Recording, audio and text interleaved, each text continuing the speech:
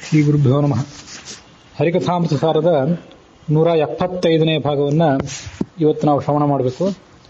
174ನೇ ಭಾಗ ಕಳೆದ ದಿವಸ ಕೊನೆಗೊಂಡಾಗ ಈ ಕಲ್ಪ ಸಾಧನ ಸಂಧಿ ಅದರ ಬಗ್ಗೆ ವಿಸ್ತಾರವಾಗಿ ನಾವು ಶ್ರವಣ ಮಾಡಿದ್ವಿ. ಮುಂದಿಗೆ ನಾವು ನೋಡಬೇಕಾದ್ದು ಕ್ರೀಡಾ ವಿಲಾಸ ಸಂಧಿ. ಇದಕ್ಕೆ ಕೆಲವು ಕಡೆ ಸರ್ವ ಸ್ವಾತಂತ್ರ್ಯ ಸಂಧಿ ಅಂತ ಹೆಸರಿದೆ.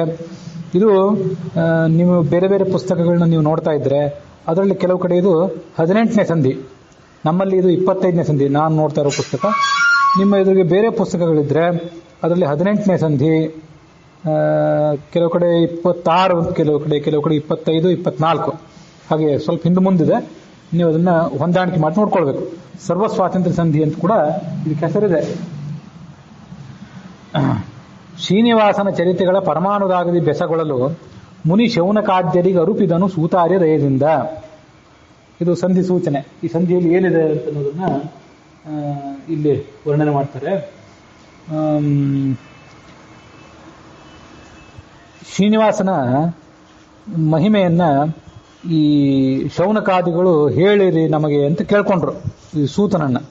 ವಿಷ್ಣು ರಹಸ್ಯ ಪುರಾಣದಲ್ಲಿ ಬರುವಂತಹ ವಿಷಯ ಇದೆಲ್ಲ. ಆ ಶೌನಕಾದಿಗಳು ಕೇಳಿಕೊಂಡ್ರು. ಆರ್ಯರಾದಂತಹ ಸೂತರು ಅದನ್ನು ಹೇಳಲಿಕ್ಕೆ ಪ್ರಾರಂಭ ಮಾಡಿದರು. ಪರಮಾನುರಾಗದಿ, ಅತ್ಯಂತ ಪ್ರೀತಿಯಿಂದ ಅಂತ ಅರ್ಥ. ಬೆಸಗೊಳ್ಳಲು ಅಂತಿದೆ. ಬೆಸಗೊಳ್ಳಲು ಅಂತ ಪ್ರಶ್ನೆ ಮಾಡಲು. ಮುನಿ ಶೌನಕಾದ್ಯರು ಆ ಪರಮಾನುರಾಗದಿ ಬಹಳ ಭಕ್ತಿಯಿಂದ ಪ್ರಶ್ನೆ ಮಾಡಿದರು. ಯಾರನ್ನ? ಸೂತಾರ್ಯರನ್ನ. ಆವಾಗ ಆ ಸೂತಾರ್ಯರು ಕರುಣೆಯಿಂದ ಈ ಮುಂದಿನ ವಿಷಯಗಳನ್ನ ಹೇಳಲಿಕ್ಕೆ ಪ್ರಾರಂಭ ಮಾಡಿದರು. ಇಲ್ಲೂ ಕೂಡ ಹಿಂದೆ ಈ ಸರ್ವ ಸ್ವಾತಂತ್ರ್ಯ ಸಂಧಿ, ಸ್ವಗತ ಸ್ವಾತಂತ್ರ್ಯ ಸಂಧಿ, ಸ್ವಾತಂತ್ರ್ಯ ವಿಭಜನ ಸಂಧಿ ಅಂತೆಲ್ಲ ಬಂದವಲ್ಲ, ಅಲ್ಲಿ ಹೇಗೆ ಇಷ್ಟು ಸ್ವಾತಂತ್ರ್ಯ ಅಷ್ಟು ಸ್ವಾತಂತ್ರ್ಯ ಅಲ್ಲಿ ಕೊಟ್ಟ ಇಲ್ಲಿ ಕೊಟ್ಟ ಅಂತ ಮಾಹಿತಿಗಳಿದೆಯಲ್ಲ, ಅಂತಹ ಕೆಲವು ಮಾಹಿತಿಗಳನ್ನ ಇಲ್ಲೂ ಕೂಡ ನಾವು ನೋಡಬಹುದು ಮುಂದೆ. ಅದಕ್ಕಾಗಿ ಇದಕ್ಕೆ ಸರ್ವ ಸ್ವಾತಂತ್ರ್ಯ ಸಂಧಿ ಅಂತ ಕರೀತಾರೆ. ಆದ್ರೆ ಅಂಥ ವಿಷಯ ಬಹಳ ಇಲ್ಲ, ಸ್ವಲ್ಪವೇ ಇದೆ. ಒಂದ್ ದೃಷ್ಟಿಯಿಂದ ಈಗ ನಾವೇನು ಈ ಕ್ರೀಡಾ ವಿಲಾಸ ಸಂಧಿ ಅಂತ ಶ್ರವಣ ಮಾಡ್ತಿದ್ದೇವಲ್ಲ, ಇದು ಒಂದು ಸ್ವಲ್ಪ ನಮ್ಮ ಮನಸ್ಸಿಗೆ ರಿಲೀಫ್ ಕೊಡುವಂತ ಸಂಗತಿ. ಇದು ಇಲ್ಲಿ ತನಕ ನಾವು ಬಹಳ ಕಠಿಣವಾದ ಸಂಗತಿಗಳನ್ನು ಶ್ರವಣ ಮಾಡಿದ್ವಿ. ಕಲ್ಪ ಸಾಧನ ಸಂಧಿ ಇತ್ಯಾದಿ ಕಠಿಣವಾದ ಸಂಧಿಗಳನ್ನು ಶ್ರವಣ ಮಾಡಿದ್ವಿ. ಈಗ ನಮಗೆ ಸ್ವಲ್ಪ ಮನಸ್ಸಿಗೆ ಬೇರೆ ಹಗುರವಾದ ವಿಷಯಗಳನ್ನ ಹೇಳುವಂತ ಸಂಧಿ ಇದು. ಮೊದಲನೇ ಪದ್ಯ ಹೀಗಿದೆ: ವಚನ ಭಕ್ಷಣ ಗಮನ ಭೋಜನ ವಚನ ಮೈಥುನ ಶಯನ ವೀಕ್ಷಣ ಅಚಲನಾಚಲನ ಪ್ರಯತ್ನದಿ ಸಾಧ್ಯವೇ ಜನಕ್ಕೆ ಶುಚಿ ಸದನ ದಯದಿಂದ ಜೀವರ ನಿಚಯದೊಳು ತಾ ನಿಂತು ಮಾಡುವ ಉಚಿತ ನೋಚಿತ ಕರ್ಮಗಳೆಂದರಿದು ಕೊಂಡಾಡು. ದಾಸರು ಈ ವಿಷಯ ಇಂಥ ವಿಷಯಗಳನ್ನ ಬೇಕಾಷ್ಟು ಬಾರಿ ಹೇಳಿದ್ದಾರೆ. ಆದರೂ ಮತ್ತೆ ಹೇಳ್ತಾರೆ. ಎಷ್ಟೋ ಕೆಲಸಗಳು ನಾವು ಮಾಡ್ತೀವಲ್ಲ, ಇವೆಲ್ಲ ಕೆಲಸಗಳು ಯಾವ್ಯಾವು? ಪಚನ ಅಂತಂದ್ರೆ ತಿಂದದ್ದು ಜೀರ್ಣ ಆಗೋದು. ಭಕ್ಷಣ ಅದನ್ನು ಆಮೇಲೆ ಹೇಳಿದ್ದಾರೆ ಅಷ್ಟೇ, ಇರ್ಲಿ. ಭಕ್ಷಣ ಪಚನ. ಆಮೇಲೆ ಗಮನ, ಓಡಾಡುವುದು. ಭೋಜನ ತಿನ್ನುವುದು. ಅಲ್ಲಿ ಭೋಜನ ಅಂದ್ರೆ ಊಟಕ್ಕೆ ಕೂತ್ಕೊಳ್ಳೋದು ಅಂತ ಅರ್ಥ. ಊಟಕ್ಕೆ ಅಂತ ಕೂತ್ಕೊಂಡು ಪರಿಷೇಕ ಮಾಡಿ ಚಿತ್ರಾವತಿ ಇಟ್ಟು ಮಾಡೋದಕ್ಕೆ ಭೋಜನ. ಭಕ್ಷಣ ಅಂದ್ರೆ ಸುಮ್ಮನೆ ಏನೋ ಮೇಲೆ ಕೆಲವು ಸರಿ ಬಾಯಾಡಿಸ್ತೀವಲ್ಲ, ಅದಕ್ಕೆ ಭಕ್ಷಣ ಅಂತ ಹೀಗೆ ತಿಳ್ಕೊಳ್ಬೇಕು. ವಚನ ಏನೋ ಹೇಳೋದು. ಮೈಥುನ ದಾಂಪತ್ಯ ಕ್ರಿಯೆ, ಮೈಥುನ ಅಂದ್ರೆ. ಶಯನ ಅಂದ್ರೆ ಮಲಗೋದು. ವೀಕ್ಷಣ ಅಂದ್ರೆ ನೋಡೋದು. ಮತ್ತೆ ಅಚಲನ ಮತ್ತು ಚಲನ, ಈಗ ಸುಮ್ಮನೆ ಇರೋದು ಮತ್ತೆ ಚಲನ, ಆ ಕಡೆ ಈ ಕಡೆ ಓಡಾಡೋದು. ಇಂಥವೆಲ್ಲ ಅನೇಕ ಕೆಲಸಗಳು. ಅಚಲನ ಅಂದ್ರೆ ಚಲನೆ ಇಲ್ಲದೆ ಇರೋದು, ಅದು ಮೊದಲನೇದ್ದು. ಮುಂದೆ ಚಲನ, ಸಂಚಾರ. ಇಷ್ಟೆಲ್ಲ ಇವೆ. ಇವೆಲ್ಲ ಕ್ರಿಯೆಗಳು ಯಾರಿಂದ ಆಗ್ತವೆ? ಶುಚಿ ಪ್ರಯತ್ನದಿ ಸಾಧ್ಯವೇ ಜನಕ್ಕೆ. ತಾವೇ ಪ್ರಯತ್ನ ಮಾಡಿದರೆ ಇವೆಲ್ಲ ಕೆಲಸಗಳನ್ನು ಯಾರು ಮಾಡಬಲ್ಲರ? ಮನುಷ್ಯನ ಇತಿಮಿತಿ ಎಷ್ಟು ಅದನ್ನ ನಾವು ತಿಳ್ಕೊಳ್ಬೇಕು. ಆದ್ರೆ ಶುಚಿ ಸದನ, ಈ ಶುಚಿ ಅಂತಂದ್ರೆ ಅತ್ಯಂತ ಶುದ್ಧವಾದ ಪ್ರತೀಕ. ಯಾರು? ಮುಖ್ಯ ಪ್ರಾಣ ಮತ್ತೆ ಲಕ್ಷ್ಮೀದೇವಿ, ಅವನಕ್ಕಿಂತ ಶುದ್ಧವಾದ ಪ್ರತೀಕ. ಅವರಲ್ಲಿ ನಮಗೆ ಉಪಾಸನಾದಂತ ಭಗವಂತ. ಮತ್ತು ಇನ್ನೂ ಮುಖ್ಯವಾಗಿ ಸೂರ್ಯ, ಚಂದ್ರ ಮತ್ತೆ ಅಗ್ನಿ, ಈ 3 ಪ್ರತೀಕಗಳಲ್ಲಿ ಪೂಜ್ಯ. ಸೂರ್ಯಮಂಡಲದಲ್ಲಿ ಗಾಯತ್ರಿ ರೂಪದಿಂದ, ಚಂದ್ರಮಂಡಲದಲ್ಲಿ ಧನ್ವಂತರಿ, ಹೈಗ್ರೀವ ಇತ್ಯಾದಿ ರೂಪದಿಂದ, ಅಗ್ನಿಯಲ್ಲಿ ಪರಶುರಾಮ ಇತ್ಯಾದಿ ರೂಪಗಳಿಂದ, ಈ 3 ಪ್ರತೀಕಗಳಲ್ಲಿಯೂ ನಾವು ಭಗವಂತನ ಆರಾಧನೆ ಮಾಡ್ತೇವೆ. ಸೂರ್ಯದಲ್ಲಿ ಮತ್ತು ಅಗ್ನಿಯಲ್ಲಂತೂ ನಿತ್ಯ ಮಾಡೇ ಮಾಡ್ತೇವೆ. ಚಂದ್ರಮಂಡಲದಲ್ಲಿ ಅತಿ ಅಪರೂಪಕ್ಕೊಮ್ಮೆ ಮಾಡ್ತೀವಿ. ಇವು ಎಲ್ಲ ಬಹಳ ಶುದ್ಧವಾದ ಪ್ರತೀಕಗಳೇ, ಸೂರ್ಯ, ಅಗ್ನಿ, ಚಂದ್ರ. ಹಾಗಾಗಿ ಹಂಸಃ ಶುಚಿ ಶತ್ ಅಂತ ಅಂದಾಗ, ಮತ್ತೆ ಶುಚಿ ಸದನ ಅಂತ ಇಲ್ಲಿ ಅಂದಾಗ ಎಷ್ಟು ಸಾಧ್ಯವೋ ಅಷ್ಟು ಅರ್ಥ ಹಿಗ್ಗಿಸ್ಬೇಕು ಅದಕ್ಕೆ. ಅಷ್ಟೆಲ್ಲ ಅರ್ಥ ಇದ್ದೇ ಇದೆ. ಕೇವಲ ಮುಖ್ಯ ಪ್ರಾಣ ಅಲ್ಲ, ಮುಖ್ಯ ಪ್ರಾಣಕ್ಕಿಂತ ಮೊದಲು ಲಕ್ಷ್ಮೀದೇವಿ ಇದ್ದಾಳೆ. ಅವರಿಬ್ಬರಿಗಿಂತ ಮೊದಲು ಸೂರ್ಯ, ಚಂದ್ರ, ಅಗ್ನಿ ಇವರೆಲ್ಲ ಇದ್ದಾರೆ. ನಾನು ಮೊನ್ನೆ ಒಮ್ಮೆ ಹೇಳಿದೆ, ಅಂಥವನ್ನೆಲ್ಲ ಕೆಲವನ್ನು ನೀವು ಅಳವಡಿಸ್ಕೊಳ್ಬಹುದು. ನಾವು ಎಲ್ಲೆಲ್ಲಿ ಯಾವ್ಯಾವ ಪ್ರತೀಕದಲ್ಲಿ ಭಗವಂತನ ಉಪಾಸನೆ ಮಾಡಬೇಕು ನಾವೀಗ ಹೇಳ್ತಿರ್ತೀವಲ್ಲ, ಈ ಹೇಳಿದ್ದೆಲ್ಲ ಇದು ಒಂದು ರೀತಿ ಥಿಯರಿಟಿಕಲ್ ಸೈನ್ಸ್, ಇದು ಅನ್ವಯಿಕ ವಿಜ್ಞಾನ. ಅದನ್ನು ದಿನನಿತ್ಯದ ಅನುಸಂಧಾನಕ್ಕೆ ನಾವು ಮಾಡುವಂಥ ಸಂಧ್ಯಾ ವಂದನೆ, ದೇವರ ಪೂಜೆಯಲ್ಲೆಲ್ಲ ಅಳವಡಿಸ್ಕೊಳ್ಬೇಕು. ಎಷ್ಟೋ ಸರಿ ಕೆಲವರು ಲೌಕಿಕರಾದವರು, ಪಂಡಿತರು ಯಾರು ಏನಾರು ಕೇಳಿರ್ತಾರೆ, ನನ್ನ ಯೋಗ್ಯತಾನುಸಾರ ನಾನು ಹೇಳ್ತೇನೆ. ಲೌಕಿಕರಾದವರು ನಾವು ಹೇಗೆ ಭಗವಂತನ ಅನುಸಂಧಾನ ಮಾಡಬೇಕು, ಏನು ರೂಪ ಕಂಡುಕೋಬೇಕು, ಎಲ್ಲೆಲ್ಲಿ ಅಂತೂ ಮನಸ್ಸಿನ ಸ್ಥಿರತೆಗಾಗಿ ನಾವು ಏನೇನು ತಂದ್ಕೋಬೇಕು ಅಂತೆಲ್ಲ ಕೇಳ್ತಿರ್ತಾರೆ.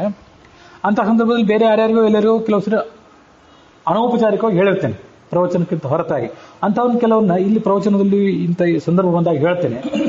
ಎಲ್ಲೆಲ್ಲಿ ಉಪಾಸನೆ ಮಾಡಬಹುದು, ಮೊನ್ನೆ ತಾನೇ ಹೇಳಿದ್ದೆ, ಪಂಚಭೂತಗಳಲ್ಲಿ ಮತ್ತು 3 ಅತಿರಿಕ್ತ ಸಂಗತಿಗಳಲ್ಲಿ ಒಟ್ಟು 8 ಪ್ರತೀಕಗಳಲ್ಲಿ ಭಗವಂತನ ಉಪಾಸನೆ ಮಾಡಬಹುದು. ಈಗ ನಾನು ಸೂರ್ಯ, ಚಂದ್ರ ಮತ್ತು ಅಗ್ನಿ ಅಂತ 3 ಹೇಳಿದೆ. ಅದಲ್ಲದೆ 8 ಪ್ರತೀಕಗಳು. ಅವ್ಯಾವ 8 ಪ್ರತೀಕಗಳು ಅಂದರೆ, ರುದ್ರನಿಗೆ ಅಷ್ಟಮೂರ್ತಿ ಅಂತ ಕರೀತಾರೆ. ರುದ್ರನನ್ನು 8 ಪ್ರತೀಕಗಳಲ್ಲಿ ಉಪಾಸನೆ ಮಾಡೋದು ಒಂದು ಶಾಸ್ತ್ರದಲ್ಲಿ ಕಂಡು ಬರ್ತದೆ. ಆ ರಸಾಘನ ರಸಾನಲ ನಲ ವಿಯದ್ವಿವಸ್ವದ್ವಿಧು ಪ್ರಯಷ್ಟೃಷು ನವಿಷ್ಟಮಿ ತ್ಯಜ ಭಜಾಮಿ ಮೂರ್ತ್ಯಷ್ಟಕಂ, ನಾರಾಯಣ ಪಂಡಿತರ ಶಿವಸ್ತುತಿ ಇದು. ಪರಮಾತ್ಮನೇ ನಿನ್ನ 8 ಮೂರ್ತಿಗಳನ್ನು ನಾನು ಧ್ಯಾನ ಮಾಡ್ತೀನಿ ಅಂತೇಳಿ. ಅವು ಯಾವ್ಯಾವ ಅಂತಂದ್ರೆ, ಪೃಥ್ವಿ, ರಸ ಅಂದ್ರೆ ಪೃಥ್ವಿ, ಘನರಸ ಅಂತಂದ್ರೆ ನೀರು, ಮುಂದೆ ನೀರಾಯಿತು, ಪೃಥ್ವಿ ಆಯಿತು, ಅಪ್ಪ ಆಯಿತು, ಮುಂದೆ ತೇಜಸ್ಸು, ರಸ ಘನ ರಸ ನಲ, ಮುಂದೆ ಅನಲ ಅಂತಂದ್ರೆ ಬೆಂಕಿ, ತೇಜಸ್ಸು, ಪೃಥ್ವಿ ಅಪ್ಪು ತೇಜಸ್ಸಾಯಿತು. ಅನಿಲ, ರಸ ಘನ ರಸ ಅನಲ ಅನಿಲ, 4ನೇದು ಅನಿಲ ಅಂದ್ರೆ ವಾಯು. ಅನಿಲ ವಿಯಸ್ವತ್, ರಸ ಘನ ರಸ ಅನಲ ನಿಲ ವಿಯತ್, ವಿವಸ್ವತ್ ಅಲ್ಲ ವಿಯತ್. ವಿಯತ್ ಅಂತಂದ್ರೆ ಆಕಾಶ, ಆಕಾಶದಲ್ಲಿ ಇವು 5 ಮಹಾಭೂತಗಳಾದವು, ಪೃಥ್ವಿ ಅಪ ತೇಜಸ್ಸು ವಾಯು ಆಕಾಶ. ಈ 5 ಪ್ರತೀಕಗಳಲ್ಲಿ ಭಗವಂತನ ಉಪಾಸನೆ ಮಾಡಬೇಕು. ಇವು ಅಲ್ಲದೆ ಒಟ್ಟು 8 ಯಾವ್ಯಾವು ಅಂತಂದ್ರೆ, ವಿವಸ್ವತ್, ವಿಧು, ಪ್ರಯಷ್ಟೃಷು. ವಿವಸ್ವತ್ ಅಂದ್ರೆ ಸೂರ್ಯ, ವಿಧು ಅಂತಂದ್ರೆ ಚಂದ್ರ, ಪ್ರಯಷ್ಟೃ ಅಂತಂದ್ರೆ ಯಜಮಾನ. ಇವಿಷ್ಟು 8 ಆ ಶಿವರೂಪಿಯಾದ ಪರಮಾತ್ಮನ ಮೂರ್ತಿಗಳು ಅಂತ ಶಾಸ್ತ್ರದಲ್ಲಿ ಅವರು ವರ್ಣನೆ ಮಾಡ್ತಾರೆ. ಇದು ರುದ್ರನಿಗೂ ಸಂಬಂಧಪಟ್ಟದ್ದು. ಅಷ್ಟೇ ಅಲ್ಲ, ಅಜ ಈ ಮಹಾದೇವನಾದಂಥ ಭಗವಂತನಿಗೂ ಕೂಡ ಇವೆಲ್ಲ 8 ಪ್ರತೀಕಗಳು ಸಂಬಂಧಪಟ್ಟದ್ದೇ. ನಮ್ಮ ಸುತ್ತಮುತ್ತಲು ಪೃಥ್ವಿ, ಅಪ್ಪು, ತೇಜಸ್ಸು, ವಾಯು, ಆಕಾಶ ಇಷ್ಟೆಲ್ಲ ಇವೆ. ನೀವು ಹೆಚ್ಚು ಕಡಿಮೆ ಅವೆಲ್ಲ ಕಣ್ಣಿಗೆ ಕಾಣಿಸುವಂತವೆ. ಕಣ್ಣಿಗೆ ಕಾಣಿಸುವಂದ್ರೆ ಏನು, ಪೃಥ್ವಿ, ಅಪ್ಪು, ತೇಜಸ್ಸು ಇವು 3 ಕಣ್ಣಿಗೆ ಕಾಣಿಸ್ತವೆ.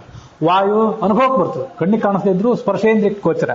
ಆಮೇಲೆ ಆಕಾಶ ಅಂದ್ರೆ ಸ್ಪೇಸ್, ಅದು ಕಣ್ಣಿಗೆ ಕಾಣಿಸೋದಿಲ್ಲ, ಅದು ಒಳಗಿನ ಸಾಕ್ಷೀಂದ್ರಿಯಕ್ಕೆ ವೇದ್ಯ ಅಂತ ಶಾಸ್ತ್ರದಲ್ಲಿ ವರ್ಣನೆ ಮಾಡ್ತಾರೆ. ಹೀಗೆ ಇವು 5. ಮುಂದೆ ಸೂರ್ಯ, ಚಂದ್ರ ಅವಂತೂ ಕಣ್ಣಿಗೆ ಕಾಣಿಸ್ತವೆ. ಇನ್ನು ಪ್ರಯಷ್ಟ್ರು ಅಂದ್ರೆ ಯಜಮಾನ. ಮನುಷ್ಯ ತನ್ನಲ್ಲಿ ಮತ್ತು ಸಪತ್ನೀಕನ ತನ್ನಲ್ಲಿ, ನಾನು ಮೊನ್ನೆ ಇದನ್ನು ವಿವರಣೆ ಹೇಳಿದೆ ಒಬ್ಬರಿಗೆ. ಪ್ರಯಷ್ಟ ಅಂದ್ರೆ ಯಜಮಾನ ಅಂತ ಅರ್ಥ. ಯಜಮಾನ ಅಂದ್ರೆ ಏನು, ಹಿಂದೆ ಒಂದ್ಸರಿ ಹೇಳಿದ್ದೆ. ಯಜಮಾನ ಅಂದ್ರೆ ಬರೇ ಮಾಲೀಕ ಅಲ್ಲ, ಓನರ್ ಅಲ್ಲ.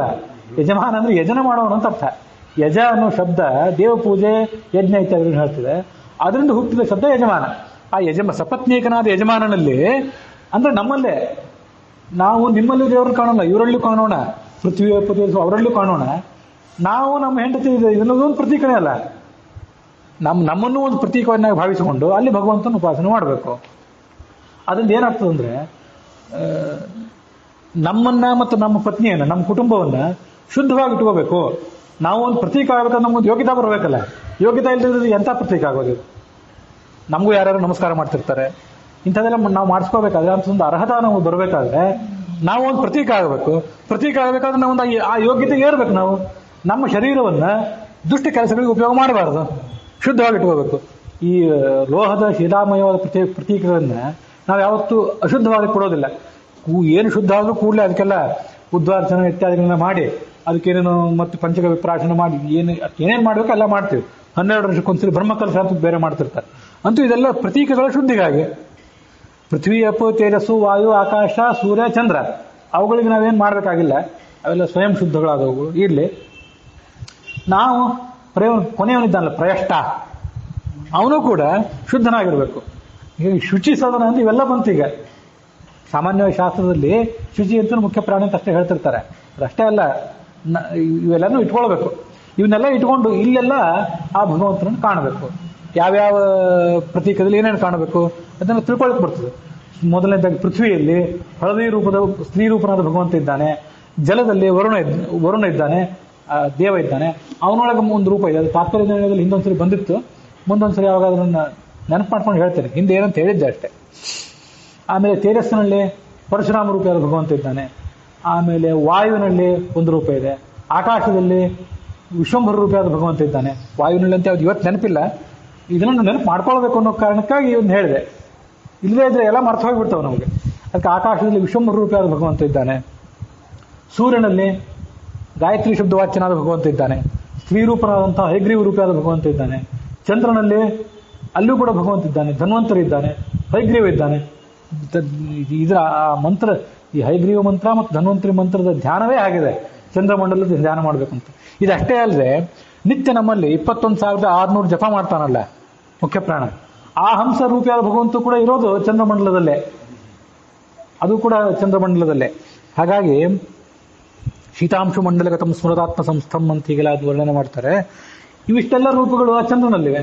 ಇನ್ನು ಪ್ರಯಷ್ಟ ಎಂದೇ ಪತ್ನಿ ಸಮೇತನ ಅಂತ ಯಜಮಾನ, ಆ ಪತ್ನಿ ಸಮೇತನ ಅಂತ ಯಜಮಾನನಲ್ಲಿ ಆ ಭಗವಂತನ ರೂಪ ಇರ್ತದೆ, ಬಿಂಬ ರೂಪ ಅಂತೂ ಇದ್ದೇ ಇರ್ತದೆ.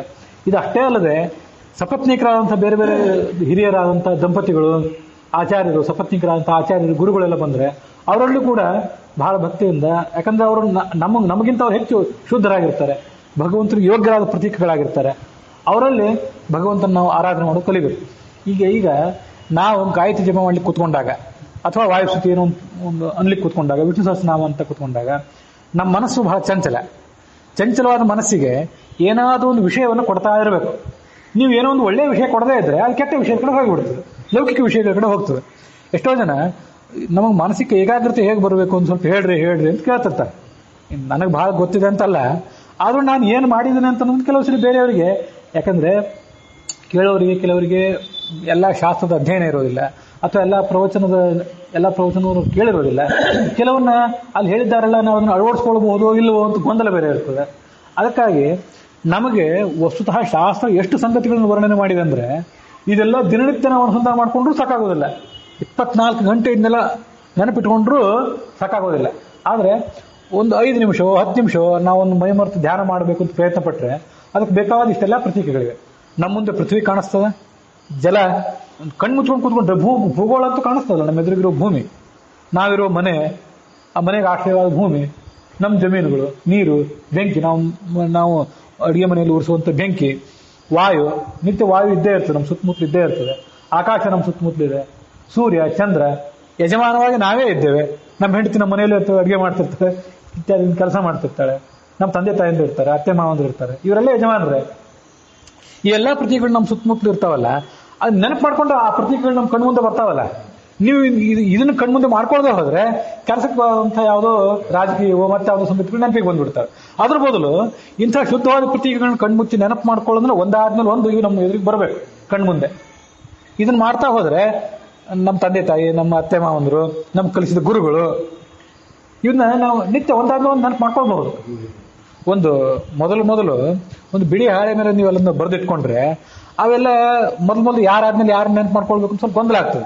ಇಲ್ಲಿ ಅಂತೂ ಕಲಿಸಿದ ಗುರುಗಳು, ಅತ್ತೆ ಮಾವ, ತಂದೆ ತಾಯಿ, ಇವನ್ನೆಲ್ಲ ಒಂದ್ಸರಿ ಬರೆದಿಟ್ಕೊಂಡು ಕ್ರಮವಾಗಿ ಮನಸ್ಸಿಗೆ ಒಂದು ಅಭ್ಯಾಸ ಆಗ್ತದೆ. ಅಭ್ಯಾಸ ಆದ್ಮೇಲೆ ಇವರೆಲ್ಲ ಶುದ್ಧರಾದಂಥ ಪ್ರತೀಕಗಳು, ಈ ನಮಗೆ ಗೌರವಕ್ಕೆ ಯೋಗ್ಯರಾದಂಥ ಪ್ರತೀಕಗಳು. ಆ ಪ್ರತೀಕಗಳಲ್ಲಿ ಈ ಭಾರತೀಯ ರಮಣನಾದಂಥ ಮುಖ್ಯ ಪ್ರಾಣ ಇದ್ದಾನೆ, ಅವನೊಳಗೆ ಭಗವಂತ ಇದ್ದಾನೆ ಅಂತ ಧ್ಯಾನ ಮಾಡಿದ್ರೆ ನಮ್ಮ ಪಾರಾಯಣ ಇವೆಲ್ಲ ಇದೆಯಲ್ಲ ಅದು ಯಾಂತ್ರಿಕ ಆಗೋದಿಲ್ಲ. ಇಲ್ಲೇ ಕೇವಲ ಮೆಕ್ಯಾನಿಕ್ ಆಗಿ ಅದು ಯಾವಾಗ ಮುಗಿಸ್ತೀವೋ ಅನ್ನುವಂಥ ಕಿರಿಕಿರಿ ಆಗಿಬಿಡ್ತದೆ. ಇದಕ್ಕಾಗಿ ಇಷ್ಟೆಲ್ಲ ಅನುಸಂಧಾನ ಮಾಡ್ಕೊಂಡ್ರೆ ಇದು ಬಹಳ ಸುಲಭ. ಅವನೊಳಗೆ ಈ ಎಲ್ಲ ಪ್ರತೀಕಗಳು, ಅದರೊಳಗೆ ಭಾರತೀಯ ಮುಖ್ಯ ಪ್ರಾಣ ಅಂತರ್ಗತ ಭಾರತೀಯ ಅಂತ ಮುಖ್ಯ ಪ್ರಾಣ ಇದ್ದಾನೆ, ಅವನೊಳಗೆ ಭಗವಂತ ಇದ್ದಾನೆ ಅಂತ ಈಗ ನಾವು ಅನುಸಂಧಾನ ಮಾಡಬೇಕು. ಅದು ಹೇಗೆ ಯಾವ ರೂಪಿಯಾದ ಭಗವಂತನ ಅನುಸಂಧಾನ ಮಾಡಬೇಕು ಅಂತೆಲ್ಲ ನಾನು ಕೇಳಿದ್ರು ಕೆಲವರು. ಅದನ್ನ ಹೇಳ್ಬೇಕು ನಾನು ಒಂದೊಂದ್ಸರಿ. ಗಂಡಸರಾದವರು ಭಗವಂತನ ಸ್ತ್ರೀ ರೂಪವನ್ನ ಪುರುಷ ರೂಪವನ್ನ ಎರಡನ್ನೂ ಕೂಡ ಅನುಸಂಧಾನ ಮಾಡಬಹುದು. ಆದರೆ ಮನುಷ್ಯನ ಮನಸ್ಸು ಬಹಳ ಕ್ಷುದ್ರ, ಒಂದು ವೇಳೆ ಸ್ತ್ರೀ ರೂಪವನ್ನು ಏನಾದ್ರು ಚಿಂತನೆ ಮಾಡಿದರೆ ಅದು ಕಾಮದ ಕಡೆ ಜಾರುವಂಥ ಒಂದು ಅಪಾಯ ಇರ್ತದೆ. ಹಾಗಾಗಿ ಕೆಲವರು ಹಿರಿಯರಾದವರು ಸ್ತ್ರೀ ರೂಪವನ್ನು ಬಹಳಷ್ಟು ಮನಸ್ಸಲ್ಲಿ ಕಾನ್ಸಂಟ್ರೇಟ್ ಮಾಡಿ ಅನುಸಂಧಾನ ಮಾಡಬೇಡ್ರಿ, ಉಪಾಸನೆ ಮಾಡಬೇಡ್ರಿ ಅಂತ ಹೇಳ್ತಿರ್ತಾರೆ. ಈ ಗೋವಿಂದಾಚಾರ್ಯ ಅಂತವ್ರು ಹೇಳಿದ್ದು ನಾನು ಕೇಳಿದ್ವಿ. ಹಾಗಾಗಿ ಪುರುಷ ರೂಪವನ್ನು ಸ್ತ್ರೀಯರಿಗೆ ಈ ಕೆಲವರು ಕೇಳಿದ್ವಿ, ನಾವು ಸ್ತ್ರೀಯರು, ನಮಗೆ ಬಿಂಬ ಯಾರು? ಸ್ತ್ರೀ ರೂಪವೇ ಬಿಂಬ ಆಗಿರಬೇಕು. ಸ್ತ್ರೀ ರೂಪದ ಯಾವ ಪರಮಾತ್ಮನ ನಾವು ಉಪಾಸನೆ ಮಾಡಬೇಕು ಅಂತ ಕೇಳ್ತಾರೆ. ಇದು ಪರಮಾತ್ಮನೇ. ಈಗ ನಮ್ಮದು ನಿಮ್ದಾದ್ರೂ ಒಂದೊಂದೇ ರೂಪ, ಒಂದೇ ವೇಷ, ಒಂದೇ ರೂಪ, ನಮಗೆ ಒಂದೇ ಹೆಸರು, ಒಂದೇ ತಂದೆ ತಾಯಿ. ಅವನಿಗೆ ಹಾಗಲ್ಲಲ್ಲ, ಅವನ ಅನಂತ ರೂಪ ಆದ್ರಿಂದ ನೀವು ಅವನನ್ನು ಯಾವ ಥರ ಚಿಂತನೆ ಮಾಡಿದ್ರೂ ನಿಮಗೆ ತೊಂದರೆ ಇಲ್ಲ. ಈಗ ಉದಾಹರಣೆಗೆ ಒಬ್ಬ ಮಹಿಳೆಗೆ ನರಸಿಂಹ ರೂಪದ ಉಪಾಸನೆ ಮಾಡಬೇಕು ಅಂತ ಬಹಳ ಅಪೇಕ್ಷೆ ಇತ್ತು ಅಂತ ತಿಳ್ಕೊಳ್ರಿ. ಯಾಕಂದ್ರೆ ಅವ್ರ ಮನೆಯಲ್ಲಿ, ಅವ್ರ ತವ್ರ ಮನೆಯಲ್ಲಿ ಅಥವಾ ಗಂಡನ ಮನೆಯಲ್ಲಿ ನರಸಿಂಹದೇವರು ಕುಲದೇವರಾಗಿದ್ದರು. ಏನೋ ಒಂದು ನರಸಿಂಹದೇವರ ಬಗ್ಗೆ ಒಂದು ಸಹಜವಾದಂಥ ಒಂದು ಆಕರ್ಷಣೆ, ಸೆಳೆತ ಇತ್ತು ಅಂತ ತಿಳ್ಕೊಳ್ರಿ. ನರಸಿಂಹ ರೂಪದ ಉಪಾಸನೆ ಮಾಡಬೇಕು. ತಾನು ಸ್ತ್ರೀ, ಆ ಬಿಂಬವನ್ನು ಹೇಗೆ ಆಲೋಚನೆ ಮಾಡಬೇಕು ಅದೀಗೆಲ್ಲ ಅಂತ ಕೇಳಿದ್ರು. ನಾನೇನು ಹೇಳಿದೆ, ನರಸಿಂಹ ಅಂತಂದ್ರೆ ಕೇವಲ ಪುರುಷ ಅಂತ ನೀವೇನು ಉಪಾಸನೆ ಮಾಡಬೇಕಾಗಿಲ್ಲಲ್ಲ. ಸಿಂಹದ ಮುಖ ಕೆಳಗೊಂದು ಸ್ತ್ರೀ ದೇಹ ಇದ್ರೆ ಅದು ಪರಮಾತ್ಮನ ರೂಪ ಅಲ್ಲ ಅಂತ ಯಾರು ಹೇಳೋರಿದ್ದಾರೆ? ಅಂಥವ್ರು ಭಗವಂತನ ರೂಪ ಇದ್ದೇ ಇದೆ. ಹಯಗ್ರೀವ ರೂಪ ಹೇಗೆ ಕುದುರೆಯ ಮುಖ ಕೆಳಗೆ ಸ್ತ್ರೀ ದೇಹ ಇದೆಯೋ ಹಾಗೆ ನರಸಿಂಹ ಮೇಲೆ ಸಿಂಹದ ಮುಖ ಕೆಳಗೊಂದು ಸ್ತ್ರೀ ದೇಹ. ಇಂಥ ಎಷ್ಟೆಷ್ಟೋ ರೂಪಗಳು ಭಗವಂತನಿಗಿವೆ. ಅಂಥ ಎಲ್ಲ ಭಗವಂತನ ರೂಪಗಳನ್ನು ನಾವು ನಿತ್ಯ ಅನುಸಂಧಾನ ಮಾಡ್ಕೊಳ್ಬೋದು. ಮೇಲೆ ವರಾಹನ ರೂಪ ಇರ್ಬೋದು, ಧನ್ವಂತರಿ ರೂಪ ಇರ್ಬೋದು. ಸ್ತ್ರೀ ರೂಪನಾದಂಥ ಭಗವಂತ ಆತ ಅಮೃತ ಕಲಶವನ್ನು ಕೈಯಲ್ಲಿ ಹಿಡಿದು, ಜ್ಞಾನ ಮುದ್ರೆ, ಶಂಖ ಚಕ್ರ ಇದನ್ನೆಲ್ಲ ಎರಡು ಕೈಗಳಲ್ಲಿ ಹಿಡಿದು ಆತ ಚಂದ್ರಮಂಡಲದಲ್ಲಿದ್ದಂತೆ ಧ್ಯಾನ ಮಾಡಬಹುದು. ಹೀಗೆ ಕೆಲವು ಸರಿ ಇದನ್ನ ಕೆಲವರಿಗೆ ಹೇಳಿದ್ದೆ. ಮತ್ತೆ ನಮಗೆ ನರಸಿಂಹದೇವರು ಹಿಂದೊಂದ್ಸರಿ ಹೇಳಿದ್ದೆ ಅಂತ ನೆನಪು. ನರಸಿಂಹದೇವರು ನಮಗೆ ಬಹಳ ಅಪೇಕ್ಷೆ, ನಮಗೆ ಬಹಳ ಪ್ರಿಯವಾದ ದೇವರು ಆ ರೂಪ. ನಾವು ಎಲ್ಲೇ ತಿರುಪತಿಗೆ ಹೋದ್ರು, ಉಡುಪಿ ಕೃಷ್ಣನ ಹತ್ರ ಹೋದ್ರು ನರಸಿಂಹನನ್ನೇ ಕಾಣ್ತೀನಿ, ಕಾಣಬಹುದಾ ಅಂತ ಕೇಳಿದ್ರು. ಅದಕ್ಕೆ ಯಾರ್ದು ಅಪ್ಪಣೆ ಏನ್ಬೇಕು? ವೆಂಕಟ ನರಸಿಂಹ ಅಂತ ಭಗವಂತನ ರೂಪವೇ ಇದೆ, ಕೆಲವ್ರು ಹೆಸರು ಇಟ್ಕೋತಾರೆ. ತಿರುಪತಿ ತಿಮ್ಮಪ್ಪ ಇದ್ದಾನೆ, ಮೇಲೆ ಸಿಂಹದ ಮುಖ ಆಲೋಚನೆ ಮಾಡ್ರಿ, ಕೆಳಗೆ ಅವನ ಕೈ ಅಭಯ ಹಸ್ತ ವರ ಹಸ್ತ ಇದನ್ನ ಆಲೋಚನೆ ಮಾಡ್ರಿ. ಯಾವ ದೇವಸ್ಥಾನಕ್ಕೆ ಹೋದ್ರು, ಎಲ್ಲಿ ಹೋದ್ರು ಕೂಡ ನಮಗೆ ಇಷ್ಟವಾದ ರೂಪವನ್ನು ಅಲ್ಲಿ ಚಿಂತನೆ ಮಾಡ್ಲಿಕ್ಕೆ ಏನು ತೊಂದರೆ ಇಲ್ಲ. ಶಾಸ್ತ್ರ ನಮ್ಗೆ ಅಷ್ಟೆಲ್ಲ ಸೌಕರ್ಯಗಳನ್ನ, ಅಷ್ಟೆಲ್ಲ ರೂಪಗಳನ್ನ, ಭಗವಂತನ ವಿಭೂತಿ ರೂಪಗಳನ್ನೆಲ್ಲ ವರ್ಣನೆ ಮಾಡಿದೆ. ಅದನ್ನ ನಾವು ಬೇಕಾದಷ್ಟು ಆಲೋಚನೆ ಮಾಡ್ಬೋದು. ಅಂಥದ್ದೊಂದು ಶುಚಿ ಸದನ ಅಂದ್ರೆ ಇಷ್ಟನ್ನೆಲ್ಲ ಹೇಳಿದೆ. ಅನುಸಂಧಾನ ಮಾಡಲಿಕ್ಕೆ ಮನಸ್ಸನ್ನ ಇಲ್ಲೇ ಒಂದ್ ಕಡೆ ತೊಡಗಿಸ್ಲಿಕ್ಕೆ, ಒಳ್ಳೇದ ಕಡೆ ತೊಡಗಿಸ್ರಿ. ಅವಾಗ ಮನಸ್ಸು ಅಲ್ಲಿ ಅದಕ್ಕೊಂದೇನೋ ರಮ್ಯವಾದ ಚಿತ್ರಣ, ರಮ್ಯವಾದ ನಿಸರ್ಗ, ಅಲ್ಲಿ ಭಗವಂತನ ರೂಪ ಇಂಥದ್ದನ್ನೆಲ್ಲ ಕೊಟ್ಬಿಟ್ರೆ ಅಲ್ಲಿ ಒಂದು ಸ್ವಲ್ಪ ತೊಡಗ್ತದೆ. ತಾಸುಗಟ್ಟಲೆ ತೊಡಗಬೇಕಾಗಿಲ್ಲ. ಒಂದು 5 ನಿಮಿಷವೋ 3 ನಿಮಿಷವೋ 10 ನಿಮಿಷವೋ ನಮ್ಮ ಯೋಗ್ಯತಾನುಸಾರ ತೊಡಗ್ತದೆ, ಏನು ಸಮಸ್ಯೆ ಇಲ್ಲ ಅದಕ್ಕೆ. ಅದು ಶುಚಿ ಸದನ. ಕೆಲವರು ಬೇರೆಯವ್ರಿಗೆ ಇದನ್ನು ಹೇಳಿದ್ದೆ, ಇನ್ನು ಇಲ್ಲಿ ಹೇಳಿದೆ ಅಷ್ಟೆ. ಶುಚಿ ಸದನ ದಯದಿಂದ, ಬಹಳ ಕೃಪೆಯಿಂದ ಜೀವರ ನಿಚಯದೊಳು, ಜೀವರು ಅಂದ್ರೆ ಈ ಎಲ್ಲ ಸಾಧಕರು, ಇವರ ನಿಚಯ ಅಂತಂದ್ರೆ ಸಮೂಹ. ಆ ಸಮೂಹದೊಳಗೆ ನಿಂತು ಮಾಡುವ, ತಾನೇ ನಿಂತ್ಕೊಂಡು ಎಲ್ಲ ಕೆಲಸ ಮಾಡ್ತಾನೆ. ಅವನು ಎಂಥ ಕೆಲಸಗಳು ಮಾಡ್ತಾನೆ ಅಂತಂದ್ರೆ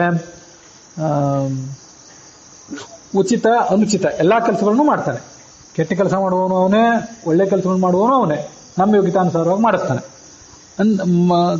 ಉಚಿತ ನೋಚಿತ ಕರ್ಮಗಳನ್ನು ಎಂದರಿದು ಕೊಂಡಾಡು, ಹೀಗೆ ಭಗವಂತನನ್ನ ಆಲೋಚನೆ ಮಾಡು. ಇದು ಮನುಷ್ಯ ನೆನಪಿಟ್ಟುಕೊಳ್ಳಿಕ್ಕೆ, ಅನುಸಂಧಾನ ಮಾಡಲಿಕ್ಕೆ, ಉಪಾಸನೆ ಮಾಡಲಿಕ್ಕೆ ಬಹಳ ಸರಳವಾದ ಸಂಗತಿಗಳು. ಶೇಷ ಶತಸ್ಥರು, ಕಲ್ಪ ಸಾಧನ ಅಷ್ಟು ಆ ಥರದ ಕಠಿಣವಾದ್ದು, ಮನಸ್ಸಿಗೆ ಜಡ ಹರಿಸುವಂಥ ಸಂಗತಿಗಳಲ್ಲ. ಸರಳವಾಗಿ ಮನುಷ್ಯನನ್ನ ಅಂತರ್ಮುಖಿಯನ್ನಾಗಿ ಮಾಡುವಂಥ ಪದ್ಯಗಳಿವೆಲ್ಲ. ಇದು ಭಗವದ್ಗೀತಾದಲ್ಲೂ ಇಂಥ ಶ್ಲೋಕಗಳಿವೆ. ಪಶ್ಯನ್ ಶೃಣ್ವನ್ ಸ್ಪೃಶನ್ ಜಿಘ್ರನ್ ಅಶ್ನನ್ ಗಚ್ಚನ್ ಸ್ವಪನ್ ಶ್ವಸನ್. ನೋಡ್ತಾ ಇರುವಾಗ, ಕೇಳುವಾಗ, ಮುಟ್ಟುವಾಗ, ಮೂಸುವಾಗ, ತಿನ್ನುವಾಗ, ಹೋಗುವಾಗ, ಮಲಗುವಾಗ, ಉಸಿರಾಡುವಾಗ, ಪ್ರಲಪನ್ ಅಳು ಬಂದಾಗ, ಅಥವಾ ಏನೋ ಅಸಂಬದ್ಧವಾದ ಮಾತಾಡುವಾಗ, ವಿಸರ್ಜನ್ ಏನೋ ಬಿಡುವಾಗ, ಗೃಹನ್ ತಗೊಳ್ಳುವಾಗ, ಉನ್ಮಿಷನ್ ನಿಮಿಷನ್ ಅಪಿ ಕಣ್ಣು ರೆಪ್ಪೆ ಮಿಟುಕಿಸುವಾಗ, ರೆಪ್ಪೆ ತೆಗೆಯುವಾಗ, ಎಲ್ಲಾ ಸಂದರ್ಭದಲ್ಲೂ ಅವನಿದ್ದಾನೆ ಅಂತ ತಿಳ್ಕೊ ಭಗವಂತ ಹಿಂದೆ.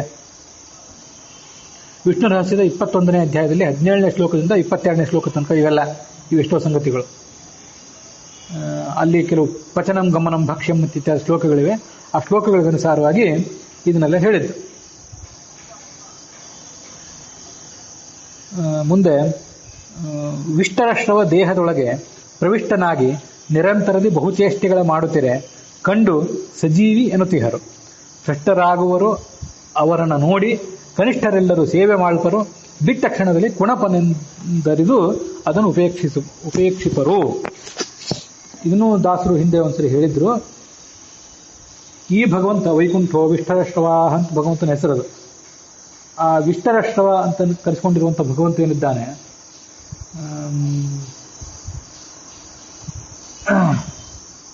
ಅದಕ್ಕೆ ವಿಷ್ಠರಶ್ರವ ಅಂತ ಹೀಗೆ ಈ ಪಂಚರತ್ನ ಪ್ರಕಾಶಕದಲ್ಲಿ ವರ್ಣನೆ ಮಾಡ್ತಾರೆ. ದರ್ಭೆ ಇರ್ತದಲ್ಲ, ವಿಷ್ಠರ ಅಂತಂದ್ರೆ ದರ್ಭ ಮುಷ್ಟಿ ಅಂತ. ಅದನ್ನ ಹೀಗೆ ಸುತ್ತಿದ್ರೆ, ಎಲ್ಲರೂ ಹೊರಗೆ ತೊಗೊಂಡು ಹೋಗಲ್ಲ, ಅದನ್ನು ಸುತ್ತೀವಲ್ಲ, ಮಡಿಕೆ ಮಾಡ್ತೀವಲ್ಲ, ಸುತ್ತಿದಾಗ ಸ್ವಲ್ಪ ಗುಂಡಕ್ಕಾಗಿರ್ತದಲ್ಲ, ಆ ಥರ ಕಿವಿ ಇದ್ದವನು ಅಂತ ಒಂದು ಅರ್ಥ ವರ್ಣನೆ ಮಾಡಿದ್ದಾರೆ. ಅದಕ್ಕಿಂತ ಸುಂದರವಾದ ಅರ್ಥವನ್ನು ಬೇರೆ ಕಡೆ ಹೇಳ್ಬೋದು. ಈ ವ್ಯಾಸದಾಸ ಸಿದ್ಧಾಂತ ಕೌಮುದಿಯಲ್ಲಿ ವಿಷ್ಠರಶ್ರವಾಹ ಅಂತಂದ್ರೆ ಎಲ್ಲ ಕಡೆ ವ್ಯಾಪಿಸಿರುವವನು ಅಂತ ಹೀಗೊಂದು ಅರ್ಥ ವರ್ಣನೆ ಮಾಡ್ತಾರೆ. ವ್ಯಾಪಿಸಿರುವಂಥ ಕೀರ್ತಿ ಉಳ್ಳವನು ಅಂತ. ಇಲ್ಲಿ ಶ್ರವ ಅಂತಿದೆಯಲ್ಲ, ಶ್ರವ ಅಂದ್ರೆ ಬರೇ ಕಿವಿ ಅಲ್ಲ, ಶ್ರವ ಅಂದ್ರೆ ಕೀರ್ತಿ ಕೂಡ. ಭಾಗವತದ 2ನೇ ಸ್ಕಂದದಲ್ಲಿ ತಸ್ಮೈ ಸುಭದ್ರ ಶ್ರವಸೇ ನಮೋ ನಮಃ ಅಂತ ವರ್ಣನೆ ಮಾಡ್ತಾರೆ. ಅದು ಒಂದು 5ರಿಂದ 10 ಶ್ಲೋಕ ಇವೆ ಅಲ್ಲಿ. ಯಾವ ಅಧ್ಯಾಯ ನೆನಪಿಲ್ಲ, ಅಂತೂ 2ನೇ ಸ್ಕಂದ ಅಂತ ನೆನಪು. ಆ 5-10 ಶ್ಲೋಕಗಳಲ್ಲಿ ಕೊನೆ ಪಾದ, 4 ಪಾದಗಳ ಪೈಕಿ ಕೊನೆ ಪಾದ ತಸ್ಮೈ ಸುಭದ್ರ ಶ್ರವಸೇ ನಮೋ ನಮಃ. ಸುಭದ್ರ ಶ್ರವಸ್, ಭಗವಂತನ ಕೀರ್ತಿ ಏನಿದೆಯಲ್ಲ ಅತ್ಯಂತ ಮಂಗಳಕರವಾದ ಕೀರ್ತಿ. ಆ ಕೀರ್ತಿ ಉಳ್ಳಂತ ಭಗವಂತನಿಗೆ ನಾನು ನಮಸ್ಕಾರ ಮಾಡ್ತೇನೆ ಅಂತ ಆಗದು. ಅದನ್ನ ಇಲ್ಲಿ ಸುಭದ್ರ ಇದು ವಿಷ್ಠರಶ್ರವ ಅಂತೇಳಿ ವರ್ಣನೆ ಮಾಡ್ತಾರೆ. ಸರ್ವವ್ಯಾಪಿ ಕೀರ್ತಿಮಾಂಶ್ಚ. ನಾನು ಸ್ವಲ್ಪ ಹೇಳುವಾಗ ತಪ್ಪು ಹೇಳಿದೆ. ಎಲ್ಲ ಕಡೆ ವ್ಯಾಪಿಸಿದ ಕೀರ್ತಿ ಉಳ್ಳವನು ಅಂತಲ್ಲ, ಸರ್ವವ್ಯಾಪಿ ಕೀರ್ತಿಮಾಂಶ್ಚ, ತಾನೆಲ್ಲ ಕಡೆ ವ್ಯಾಪಿಸಿಕೊಂಡಿರುವಂಥವನು ಮತ್ತು ಕೀರ್ತಿ ಉಳ್ಳವನು ಅಂತ ಹೀಗೆ ಅರ್ಥ ಹೇಳಿದ್ದಾರೆ. ಇನ್ನೂ ವ್ಯಾಕರಣಬದ್ಧವಾದ ಅರ್ಥ ಮತ್ತೊಂದು ಸರಿ ಯಾವಾಗಾದ್ರೂ ಹೇಳ್ತೇನೆ. ಅಂತೂ ವಿಷ್ಠರಶ್ರವ ಅವನು ದೇಹದೊಳಗೆ ಪ್ರವಿಷ್ಟನಾಗಿ ನಮ್ಮ ಶರೀರದೊಳಗಾತ ಇದ್ದಾನೆ.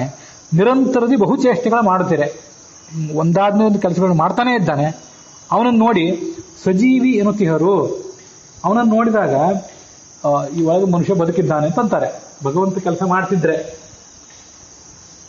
ಎಲ್ಲ ಕಡೆ ಸಜೀವಿ ಅಂತಲೇ ಪಾಠ ಇದೆ. ನಾನು ನೋಡ್ತಾ ಇರೋ ಕಡೆ ಕೆಲವು ಕಡೆ ಸುಜೀವಿ ಅಂತಿದೆ. ಸುಜೀವಿ ಅನ್ನೋದು ಅಷ್ಟೇನು ಒಳ್ಳೆ ಪಾಠ ಅಲ್ಲ, ಅದು ಬೇಡ ಅಂತ ಸುವಿದ್ಯೆಯನ್ನು ಸ್ವಾಮಿಗಳು ಹೇಳ್ತಾರೆ. ಸುಜೀವಿ ಅಂತ ನಿಮ್ಮಲ್ಲಿದ್ದರೆ ಅದನ್ನು ತೆಗೆದುಬಿಡಿ. ಸಜೀವಿ ಅಂತಲೇ ಒಳ್ಳೆ ಪಾಠ ಅಂತ ಅವ್ರು ಹೇಳಿದ್ದಾರೆ, ಹಾಗೆ ಇಟ್ಕೊಳ್ಳೋಣ. ಇದು 2ನೇ ಪದ್ಯ. ವಿಷ್ಠರಶ್ರವ ದೇಹದೊಳಗೆ ಪ್ರವಿಷ್ಟನಾಗಿ ನಿರಂತರದಿ ಬಹುಚೇಷ್ಟೆಗಳ ಮಾಡುತ್ತೀರೆ, ಕಂಡು ಸಜೀವಿ ಎನ್ನುತ್ತಿಹರು. ಸ ಅಂತ ಹಾಗೆ ಇರಲಿ, ಹಾಗೆ ಇದ್ದರೆ ಬಿಟ್ಟೇ ಬಿಡ್ರಿ, ಏನು ಸಮಸ್ಯೆ ಇಲ್ಲ. ಸಜೀವಿ ಅಂದ್ರೆ ಬದುಕಿದ ವ್ಯಕ್ತಿ ಅಂತ ಅರ್ಥ. ಸುಜೀವಿ ಅಂದ್ರೆ ಒಳ್ಳೆ ವ್ಯಕ್ತಿ ಅಂತ ಅರ್ಥ. ಇದು ಒಳ್ಳೆ ವ್ಯಕ್ತಿ ಅಂತಲ್ಲ, ವ್ಯಕ್ತಿ ಮನುಷ್ಯ ಬದುಕಿದ್ದಾನೆ ಅಂತ ಯಾವಾಗ ಅಂದ್ರೆ ಒಳಗೆ ಭಗವಂತ ಚೇಷ್ಟೆ ಮಾಡ್ತಿದ್ರೆ ಅವ್ನು ಬದುಕಿದ್ದಾನೆ, ಇಲ್ಲೋರು ಸತ್ತೋಗಿದ್ದಾನೆ ಭಗವಂತ ಚೇಷ್ಟೆ ನಿಲ್ಲಿಸಿದ್ರೆ, ಇದರ್ಥ. ನವೋ ನವೋ ಭವತಿ ಜಾಯಮಾನೋನ್ಹಾಂ ಕೇತು ವೃಷಸಾಹ ಮೇತ್ಯಗ್ರಂ ಅಂತ ವೇದ. ನವೋ ನವೋ ಭವತಿ ಜಾಯಮಾನ ಅಜಾಯಮಾನೋ ಬಹುಧಾ ವ್ಯಜಾಯತೆ. ಎಂದೂ ಹುಟ್ಟಿಲ್ಲ ಅವನಿಗೆ, ಆದರೆ ನಿತ್ಯ ಹುಟ್ಟುತ್ತಿರ್ತಾನೆ. 600 ಕೋಟಿ ಜನ ಈಗಾಗಲೇ ಭೂಮಂಡಲದಲ್ಲಿದ್ದಾರೆ. ಒಂದು ಮಗು ಹುಟ್ಟಿತು ಅಂದ್ರೆ ಒಳಗೆ ಭಗವಂತ ಒಂದು ರೂಪದಿಂದ ಹುಟ್ಟಿದ ಅಂತ ಅರ್ಥ. ಇದು ಅಷ್ಟು ಕೆಲಸ ಅವನು ಮಾಡ್ತಿರ್ತಾನೆ.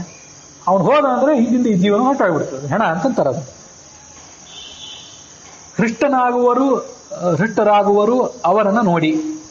ಅವನ ಕೆಲಸ ಭಗವಂತ ಅಲ್ಲಿ ಬಂದ್ರೆ, ಆ ಮಗು ಹುಟ್ಟಿದಾಗ ಅದು ಬೆಳೆದಾಗ, ಹುಟ್ಟಿತು ಅಂತ ಬಹಳ ಸಂಭ್ರಮ ಪಡ್ತಾರೆ.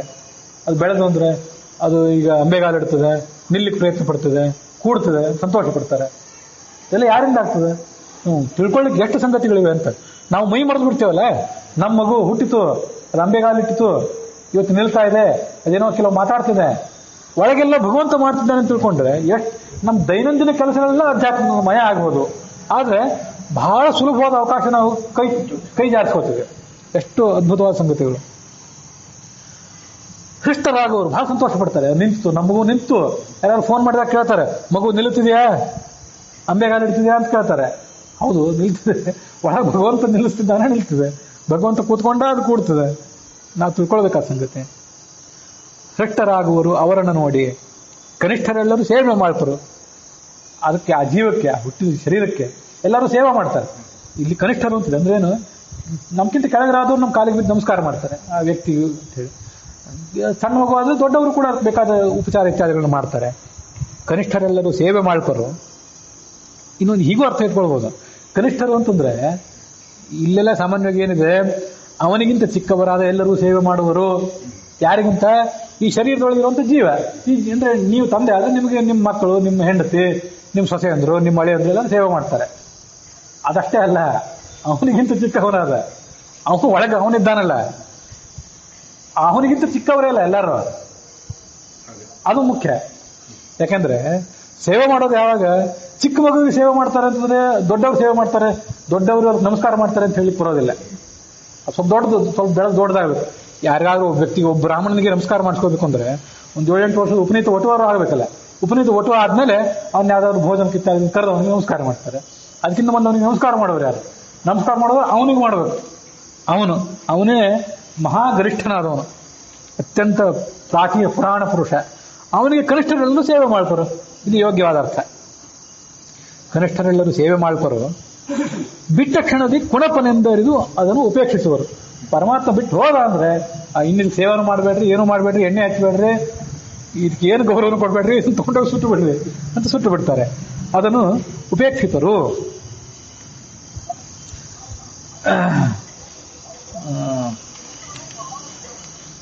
ಸಯೇವ ಕ್ರೀಡನಾರ್ಥಾಯ ಜೀವಾನಾಂ ಗತಿಹೇತವೇ ದೇಹಯೋಗೇನ ಸಂಸೃಜ್ಯ ತೇಷು ಚಾಪ್ಯ ವಿಷತ್ ಸ್ವಯಂ.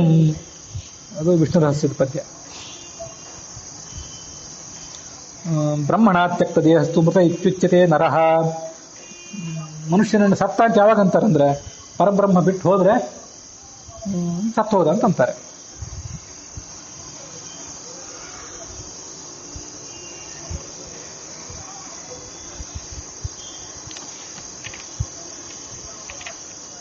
ವಸ್ತುತಃ ನಾವು ಎಲ್ಲ ಲಾಲಿ ಹಾಡುಗಳನ್ನ ಹಾಡುವಾಗ ಚಿಕ್ಕ ಮಕ್ಕಳಿಗೆ ಉಪಚಾರ ಮಾಡುವಾಗ ಆ ಎಲ್ಲ ಸಂದರ್ಭದಲ್ಲೂ ಕೂಡ ಒಳಗಿರುವಂಥ ಭಗವಂತನ ಒಂದು ಪ್ರತೀಕವನ್ನ ಆಲೋಚನೆ ಮಾಡ್ಕೊಂಡು ಮಾಡಿದರೆ ಅದು ಬಹಳ ನಮಗೆ ಅನುಸಂಧಾನಕ್ಕೆ ಯೋಗ್ಯವಾದ ಸಂಗತಿ. ಕ್ರೀಡೆಗೋಸುಗ ಅವರವರ ಗತಿ ನೀಡಲೋಸುಗ ದೇಹಗಳ ಕೊಟ್ಟಾಡುವನು ಸ್ವೇಚ್ಛೆಯಲ್ಲಿ ಬ್ರಹ್ಮೇಶಾದ್ಯರುಳು ಪೊಕ್ಕು ಮಾಡುವನು ವ್ಯಾಪಾರ ಬಹುವಿಧ ಮೂಢ ದೈತ್ಯರುಳಿದ್ದು ಪ್ರತಿದಿನ ಕೇಡು ಲಾಭಗಳಿಲ್ಲವಿದರಿಂದಾವ ಕಾಲದಲ್ಲಿ.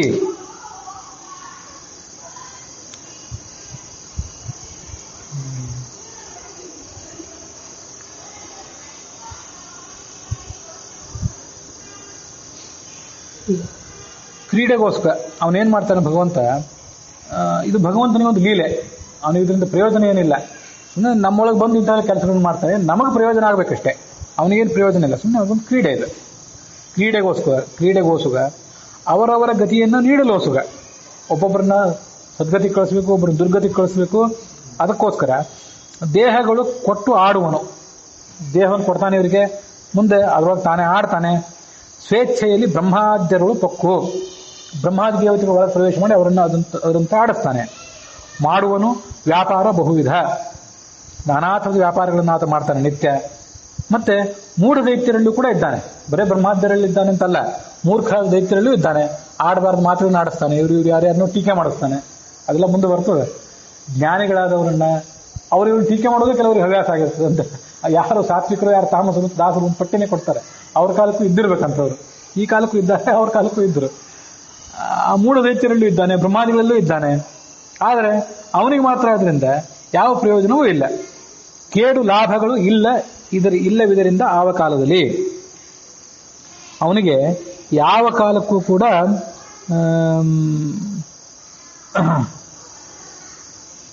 ಅದರಿಂದ ಕೇಡಿಲ್ಲ. ಅವನಿಗೆ ಮಾಡದೇ ಇದ್ರೆ ಕೇಡಿಲ್ಲ, ಮಾಡಿದ್ರಿಂದ ಲಾಭವೂ ಕೂಡ ಇಲ್ಲ.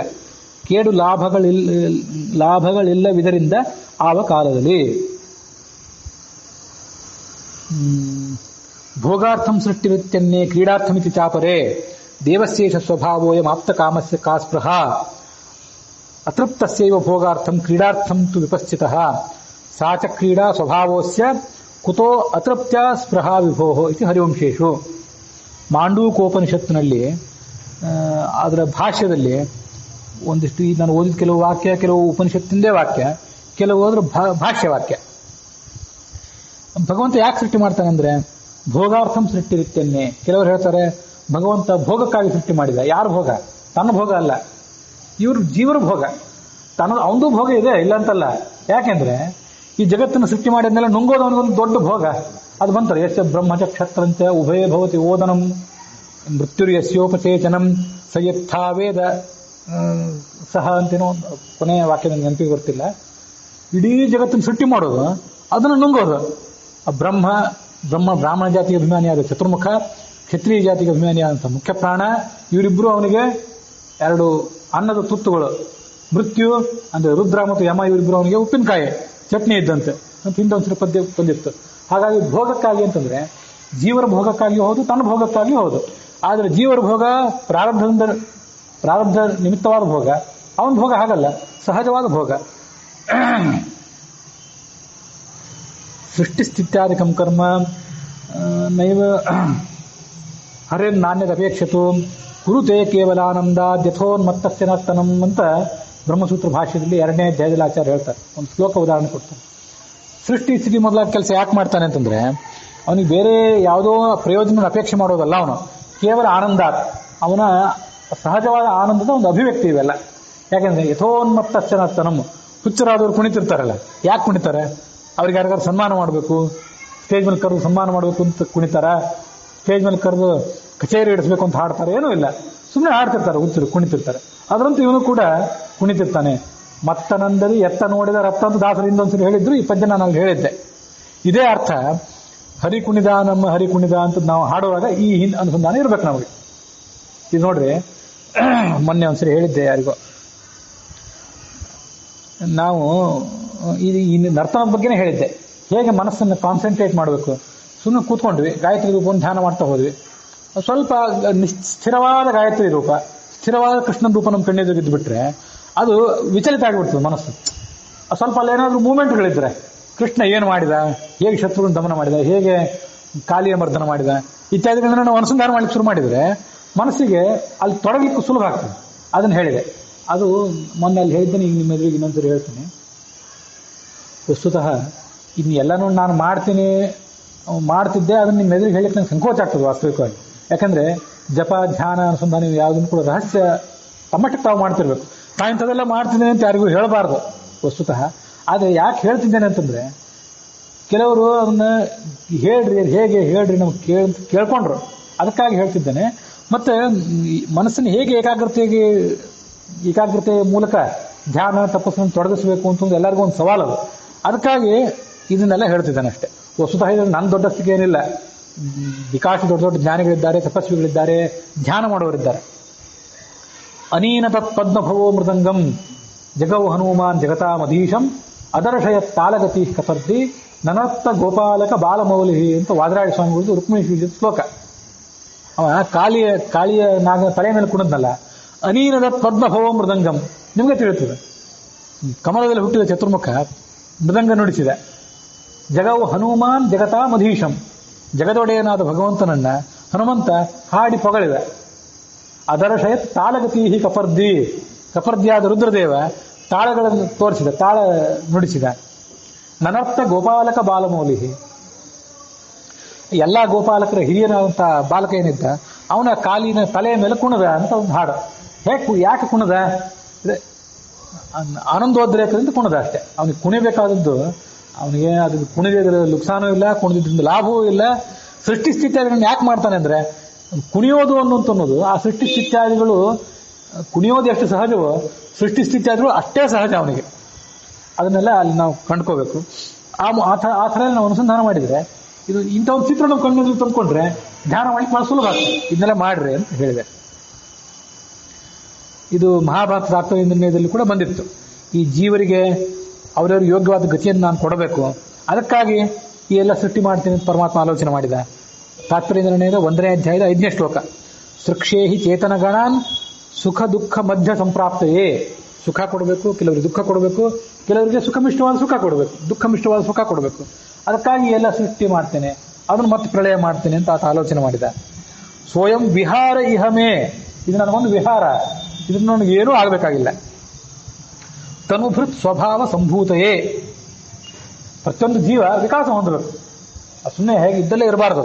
ಯಾರು ಮುಕ್ತಿಗೆ ಹೋಗ್ಬೇಕು ಅವ್ರು ಮುಕ್ತಿಗೆ ಹೋಗ್ಬೇಕು, ಯಾರು ದುರ್ಗತಿಗೆ ಹೋಗ್ಬೇಕು ಅವ್ರು ದುರ್ಗತಿಗೆ ಹೋಗ್ಬೇಕು. ಅದನ್ನು ಮಾಡೋದು ಅವರವ್ರಿಗೆ ಬೇಕಾದ ಅನುಕೂಲತೆಯನ್ನು ಒದಗಿಸೋದು ನನ್ನ ಕೆಲಸ ಅಂತ ಭಗವಂತ ಆಲೋಚನೆ ಮಾಡಿದ. ಕೇಡು ಲಾಭಗಳಿಲ್ಲ ಯಾವ ಕಾಲದಲ್ಲಿ ಅನ್ನುವಲ್ಲಿಗೆ ಈ ಸರ್ವಗತ ಸ್ವಾತಂತ್ರ್ಯ ಸಂಧಿ, ಸರ್ವ ಸ್ವಾತಂತ್ರ್ಯ ಸಂಧಿ ಅಥವಾ ಕ್ರೀಡಾವಿಲಾಸ ಸಂಧಿ 25ನೇ ಸಂಧಿ, ಇದರ 3ನೇ ಪದ್ಯ. ಒಟ್ಟಾರೆ ಪದ್ಯಗಳಲ್ಲಿ ಇದು ನಮ್ಮದು 796ನೇ ಪದ್ಯ. ಇದು ಸಮಾಪ್ತಿಯನ್ನು ಕಂಡಿದೆ.